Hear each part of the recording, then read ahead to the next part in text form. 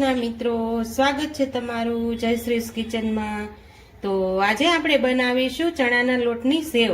ચણાના લોટની સેવ બનાવવા માટે અહીંયા મેં 2 વાટકા ચણાનો લોટ લઈ લીધો છે। તમે એવું નથી આપણે કે બેસનની જ સેવ બને, આપણે ઘરમાં ચણાની દાળ દળાવેલી હોય તો પણ તે ચણાનો લોટ ચાલે છે। તો આજે આપણે તેની સેવ બનાવીશું। તો ચાલો આપણે પહેલા લોટને ચાળી લઈશું। તો અહીંયા મેં મોટું વાસણ અને હવાલો લઈ લીધો છે। તો આપણે પહેલા લોટને ચાળી લેવાનો છે। લોટને તો આપણે હંમેશા ચાળીને જ ઉપયોગ કરવાનો, જેથી જેમાં લમ્સ કે કઈ કચરું હોય તે બધું જ નીકળી જાય।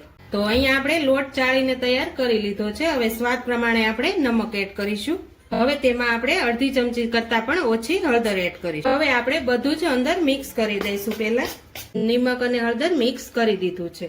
હવે આપણે થોડું થોડું પાણી એડ કરી અને લોટને બાંધી લેવાનો છે। તો અહીંયા જે આપણે વાટકી લીધી હતી તે જ મેં પાણીની ભરીને લીધી છે। આપણે જેટલું જરૂર પડશે તેટલું આપણે પાણી એડ કરતા જઈશું।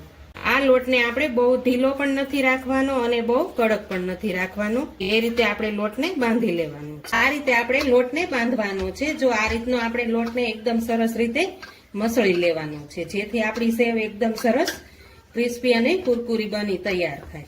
તો આપણે 2 વાટકા ચણાના લોટમાં અડધી વાટકીનું પાણીની જરૂર પડશે। આ રીતે હું એકદમ સરસ રીતે લોટને સ્મૂથ કરી લઉં છું। અહીંયા આપણો લોટ એકદમ સરસ રીતે પરફેક્ટ થઈ ગયો છે, તમે જોઈ શકો છો। આ રીતનો આપણે લોટને રાખવાનો છે। તો અહીંયા આપણો સેવ બનાવવાનો લોટ એકદમ સરસ તૈયાર થઈ ગયો છે। હવે આપણે સેવને બનાવી લઈશું। તો અહીંયા સેવ બનાવવા માટે મેં સંચો લઈ લીધો છે। તો અહીંયા સેવ બનાવવા માટે જે આપણે ઝીણી કાણાવાળી આવે તે જ ઉપયોગમાં લેવાની છે। આપણે પહેલા તેલથી ગ્રીસ કરી લઈશું અંદર। તો આ રીતે હું તેલથી ગ્રીસ કરી લઉં છું, તેથી આપણો લોટ અંદર ચોટે નહીં। હવે આપણે લોટને અંદર એડ કરી દઈશું। આ રીતના આપણે તેલવાળો હાથ કરી નાના નાના લુવા બનાવી અંદર આપણે એડ કરતા જશું। તમે જો ઘરે એકદમ સહેલાથી સેવ બની અને તૈયાર થઈ જાય છે, તમારે ફરસાણમાંથી લાવવાની જરૂર પણ ન પડે। સેવ ટમેટાના શાકમાં કે સેવ મમરા બનાવતા હોઈએ છે કે ચેવડો, બધામાં જ આપણે સેવનો ઉપયોગ થતો હોય છે। તો એકદમ સહેલાઈથી જ સેવ બની અને ઘરે તૈયાર થઈ જાય છે। આ રીતે મેં બધો જ લોટ અંદર એડ કરી દીધો છે।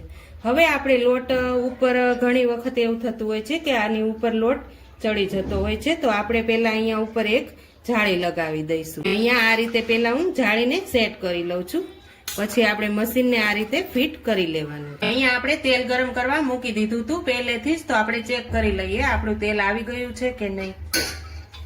તો અહીંયા આપણું તેલ એકદમ સરસ રીતે આવી ગયું છે। તો હવે આપણે સેવ પાડી લઈશું।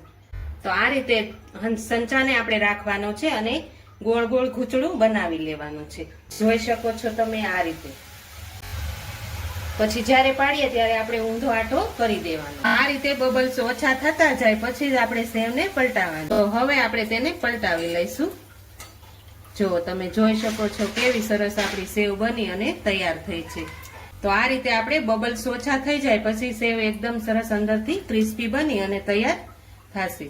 તો અહીંયા આપણી સેવ એકદમ સરસ રીતે તળાઈ ગઈ છે, તમે જોઈ શકો છો। આ રીતની આપણી સેવ બની અને તૈયાર થાય છે। તો હવે હું બીજી સેવને પણ આ રીતે પાડી લઉં છું। તો હવે આપણે બીજી પણ પાડી લઈશું। અમારે જ્યારે સેવ પાડતા હોય ને ત્યારે ગેસની ફ્લેમ એકદમ સ્લો જ કરી નાખવાની। હવે આપણે અહીંયાથી ઊંધો આટો ફેરવી દેવાનો, જેથી આપણો લોટ અહીંયા બહાર ન નીકળે। તો હવે આ રીતે હું બધી જ સેવને પાડી લઉં છું। તો અહીંયા આપણી સેવ બધી જ બની અને તૈયાર થઈ ગઈ છે, તમે જોઈ શકો છો। ફક્ત 2 જ વાટકા લોટમાંથી આપણે ઢગલા બંધ સેવ બનાવી અને તૈયાર કરી લીધી છે। અને આ સેવ આપણે ઘરે ચોખ્ખા તેલમાં જ બની અને એકદમ પરફેક્ટ માપ સાથે તૈયાર થાય છે। તો છે ને એકદમ સહેલી રીત। તો તમે પણ આ રીતે ઘરે એકવાર જરૂરથી ટ્રાય કરજો। જો તમને મારી આજની રેસીપી પસંદ આવી હોય તો મારા વિડીયોને લાઈક કરજો, વધુમાં વધુ શેર કરજો, અને હજુ સુધી મારી ચેનલને સબસ્ક્રાઇબ ન કરી હોય તો પ્લીઝ સબસ્ક્રાઇબ કરજો, ને કોમેન્ટ કરીને કહેજો કે તમને મારી આજની રેસીપી કેવી લાગી।